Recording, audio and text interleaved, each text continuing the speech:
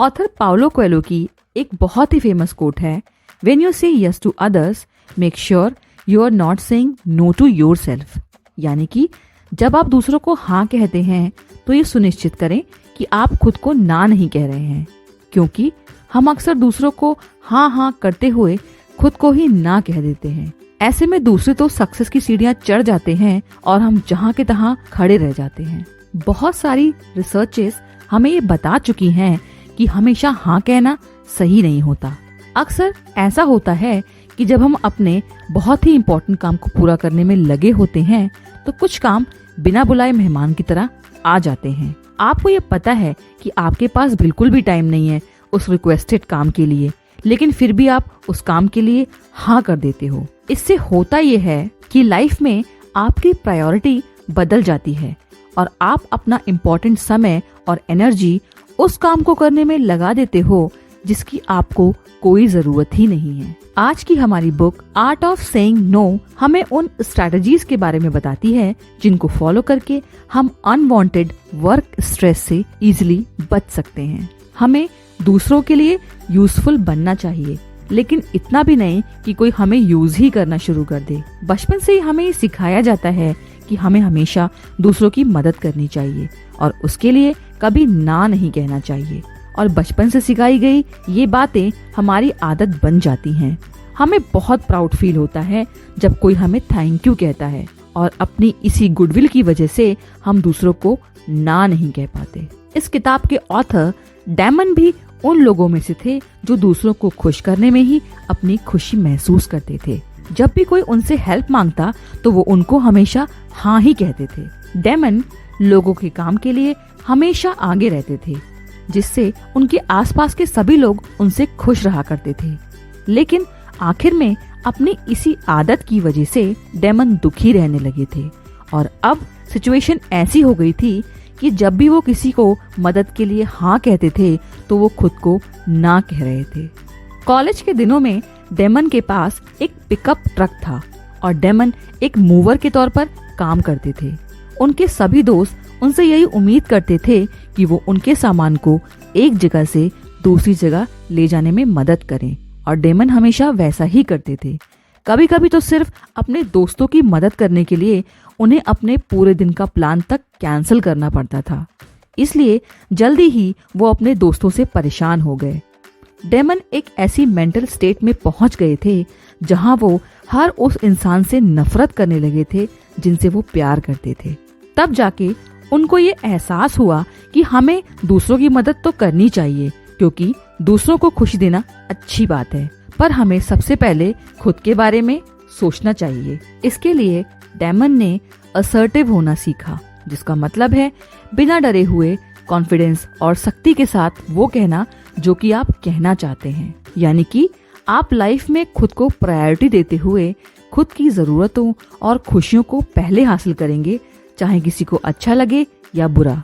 Daemon ने ये feel किया कि ना कहना इतना मुश्किल नहीं होता, बल्कि मुश्किल होता है ना कहने के बाद खुद को दोषी महसूस करना या अफसोस करना। कई बार हमारे साथ ऐसा भी होता है कि जब हम दूसरों को उनके काम के लिए मना तो कर देते हैं, पर बाद में सोचते रहते हैं कि अच्छा होता कि उसकी मदद कर दी होती, जबकि ना कहना हमारे फायदे के लिए ही था। इसलिए आगे ऑथर उन रीजंस के बारे में बात करते हैं जिनसे हमें किसी भी काम को इनकार करने में झिझक होती है। Number 1, people pleasing habit. हमें बचपन से ये सिखाया जाता है कि दूसरों की मदद के लिए हमेशा आगे आना चाहिए। हमें ये लगता है कि हम किसी के काम को ना कहकर उन लोगों की इंसल्ट करेंगे। आपको इस बात का भी डर लगता है कि कहीं वो लोग आपसे नाराज तो नहीं हो गए, और दूसरों को खुश करने के इसी रीजन की वजह से हमारा बहुत सा टाइम और एनर्जी वेस्ट हो जाती है। Number 2, no as a personal rejection. हमें हमेशा ये याद रखना चाहिए कि खुद के बारे में हमेशा सबसे पहले सोचना बिल्कुल भी गलत नहीं है, खासकर तब तो बिल्कुल भी नहीं जब आपके पास खुद के बहुत से काम हो करने के लिए। और ऐसी सिचुएशन में अगर आप किसी को ना कहते हैं तो गलती उसी इंसान की होगी जो आपकी ना को अपनी इंसल्ट समझे। इसका मतलब यही होता है कि वो इंसान आपके इनकार को पर्सनली ले रहा है और वह ये बात नहीं समझ पा रहा है कि लाइफ में आपकी भी अपनी प्रायोरिटीज हैं। और अगर इसके बाद भी कोई ऑफेंड होता है तो आप बिल्कुल भी रिस्पॉन्सिबल नहीं है उसकी इस फीलिंग के। Number 3, lack of self esteem. हम सभी के अंदर कहीं ना कहीं एक क्रिटिक होता है जो आपको इस डाउट में रखता है कि आप जितना सोचते हैं उतने भी अच्छे नहीं हैं, और इसलिए कभी कभी आपको लगता है कि आपकी इच्छा और ज़रूरत दूसरों की इच्छाओं और ज़रूरतों के आगे कुछ भी नहीं है। आपकी वैल्यू भी दूसरों के सामने कुछ नहीं है, और आपको लगता है कि अगर आप दूसरों की मदद करेंगे तभी आपकी इम्पोर्टेंस बढ़ेगी। लेकिन ये बिल्कुल भी सही नहीं है। हम सभी को ये हक है कि सबसे पहले हम अपनी प्रोग्रेस पे ध्यान दें और उसकी इम्पोर्टेंस को समझें। Number 4, you don't want to get into fights और आर्ग्यूमेंट्स। ऑथर डैमन भी इसी वजह से अपने दोस्तों को इनकार नहीं कर पाते थे। दूसरों को फेस ना करना पड़े इसी वजह से वो हाँ कर देते थे, जबकि असल में वो ना कहना चाहते थे। वो नहीं चाहते थे कि दूसरों के साथ वो किसी बहस या लड़ाई झगड़े में फंसे, इसलिए कई बार खुद को ना बोलकर भी वो दूसरों को हाँ बोलते थे। हमेशा हाँ बोलने की आदत से छुटकारा पाना इतना भी आसान नहीं था, इसलिए डैमन ने इससे छोटे छोटे स्टेप्स फॉलो करके छुटकारा पाया। स्टेप नंबर 1, बी डायरेक्ट और स्ट्रेट फॉरवर्ड, यानी कि सीधी और सटीक बात करना। कभी कभी हम ऐसी सिचुएशन में होते हैं कि हमारे पास खुद के बहुत से काम आ जाते हैं। ऐसे में अगर हमारा कोई दोस्त आकर हमसे मदद मांगता है तो हम थोड़ा हिचकिचाते हैं और कहते हैं कि आज मैं थोड़ा बिजी हूँ और अगर मुझे टाइम मिला तो देखते हैं। लेकिन आपको ऐसा बिल्कुल भी नहीं कहना है, क्योंकि टालमटोल करने और घुमा फिरा कर जवाब देने से लोग आप पर हाँ कहने के लिए जोर डाल सकते हैं। इसलिए इन सब की बजाय आपको क्लियरली ना कहना आना चाहिए। आपको कहना चाहिए कि आपके पास बिल्कुल भी वक्त नहीं है और इसका आपको अफसोस है। आपको पूरी ईमानदारी और रिस्पेक्ट के साथ उनको सीधे तौर पर मना करना आना चाहिए। Step 2, don't stall for time, यानी कि टाइम मत खींचो। आपका कोई दोस्त आपसे कोई काम करवाना चाहता है और आप ऑलरेडी बिजी हैं, तो आप उसे टालने के लिए कह देते हैं कि अभी तो मैं बिजी हूँ, थोड़ा फ्री होकर बात करता हूँ। इससे सामने वाले को एक उम्मीद रहती है कि आप उसका काम जरूर कर दोगे। लेकिन अगर आप उसका काम नहीं करना चाहते तो लास्ट में आपको सीधा सीधा मना करना पड़ेगा, और इस तरह बाद में मना करने से आपका वो दोस्त बुरा भी मान सकता है, या फिर आप उस काम को ना चाहते हुए भी बेमन से करोगे।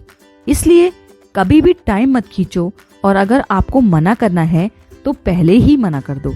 Step 3, replace know with another word. ना के अलावा कोई दूसरा शब्द यूज करो। कुछ लोग ना को सीधे सीधे बोलने को एक पर्सनल रिजेक्शन की तरह ले लेते हैं, इसलिए उन्हें सीधे सीधे ना बोलकर ऐसे बोलना चाहिए कि मैं आपको अभी कुछ भी कमिट नहीं कर सकता, मुझे अभी बहुत से काम हैं, या फिर मुझे आपके काम को करके बहुत खुशी होती पर अभी मेरे पास बहुत से काम है, मुझे माफ कीजिए। Step 4, resist the urge to offer excuses. हमें हमेशा बहाने बनाने से बचना चाहिए। किसी के काम को आप आज बहाना बनाकर टाल सकते हैं, पर आज नहीं तो कल आपको वो काम करना ही पड़ेगा। इसलिए प्यार और रिस्पेक्ट से इनकार कीजिए और कोई भी बहाना मत बनाइए। Step 5, offer an alternative.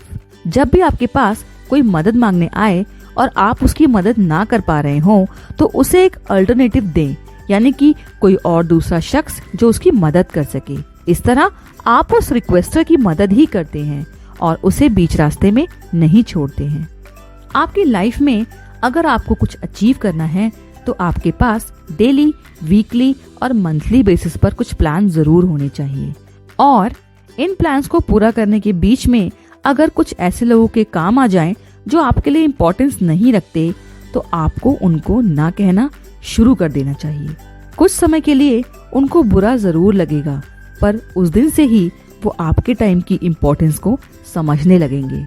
हम हाँ हमेशा इसलिए करते हैं कि दूसरा इंसान दुखी ना हो, लेकिन ये बात भी बिल्कुल सच है कि इस दुनिया में जो सबको खुश करने की कोशिश करता है, अंत में ना तो वो खुद खुश रहता है और ना ही कोई दूसरा उससे खुश रहता है। अगर आपको हमारी ये बुक समरी पसंद आई हो तो इसे लाइक और शेयर जरूर करें, और अगर आप हमारे चैनल पे नए हैं तो चैनल को जरूर सब्सक्राइब करें। Thanks for watching.